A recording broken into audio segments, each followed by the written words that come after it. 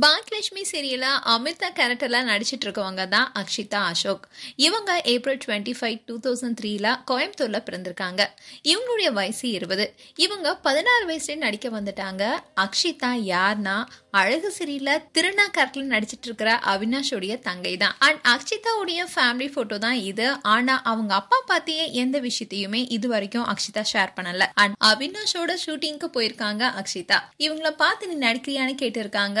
அக்ஷிதாவும் நடிச்சு காமிச்சிருக்காங்க. இவங்க ஏற்கனவே டிக்டாக்லாம் பண்ணிட்டு இருந்ததுனால நல்லா நடிச்சிருக்காங்க. சோ சாக்லேட் சீரியல்ல நடிக்க வாய்ப்பும் கிடைச்சிருக்கு. இந்த சீரியல்ல நல்லா நடிச்சிருப்பாங்க.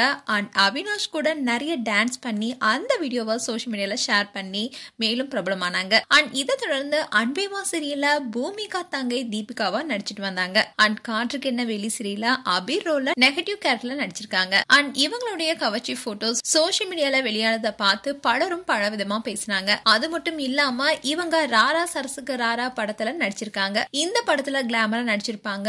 இதை பார்த்த பல பேரும் அக்ஷிதாவா இதுன்னு சொல்ற அளவுக்கு இருந்துச்சுன்னு சொல்லியிருந்தாங்க. அண்ட் மேலும் படங்களை நடிக்க வாய்ப்பு கிடைக்கல. அண்ட் இப்போ பாக்யலட்சுமி சீரியல்ல ரித்திகாக்கு ரீப்ளேஸா எழிலுடைய ஒய்ஃபா நடிச்சிட்டு வராங்க.